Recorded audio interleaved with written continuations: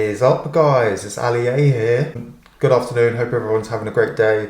Today we'll be using this cycle deck with the new EVO Inferno Dragon with two cards that are 2 elixir and under. I think this is probably one of the best decks you can use. I honestly wouldn't recommend using this deck if you're taking this game seriously, at least. But I think it's a good way to showcase what this new card is all about.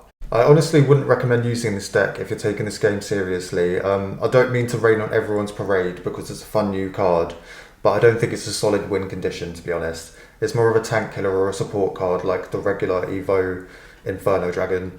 Don't get me wrong, it's so satisfying when it reaches the tower, but I struggle to get wins with this deck. I got a couple wins with this deck off camera, and before you dare say it's because of my skill, it's definitely not. I'm goated at this game.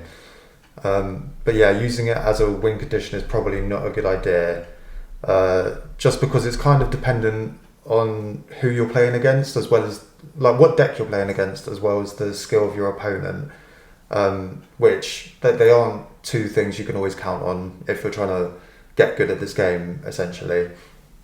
But yeah, in this game, I don't know why this guy gave up, but I kind of just built up a semi-decent push with the Berserker and the Ice Golem, and he couldn't really do much about that. But yeah, to be fair, using this deck, it was fun to just cycle to the EVO Inferno Dragon, just more constantly. But yeah, as you can see in this game, he just kept spamming elixir collectors at the back, which I couldn't do much against, so he was always going to win. I mean, yes, you could fireball or lightning, but that's not the point of this video, okay? It's just not. And we wouldn't be able to use the EVO Inferno Dragon as much because we wouldn't get to cycle to it as quickly. But yeah, you can kind of see what it's about. Like, it does just absolutely melt things straight away. Like, look at this. It just, Prince just goes bye-bye. I guess it wasn't even charged then. But then, yeah, it gets rid of these archers like straight away. And unfortunately, we just couldn't get to the tower. That's another thing. It needs to get so close to the tower in order for it to get damage. But when it does get a connection to the tower and it's charged up, it's like I can't even say the word I want to say, but it starts with an O. It's absolutely that mick. And yeah, so this guy, he just had bare elixir collectors at the back, and he could just spam expos, and that was pretty much GG's because I couldn't do anything against that.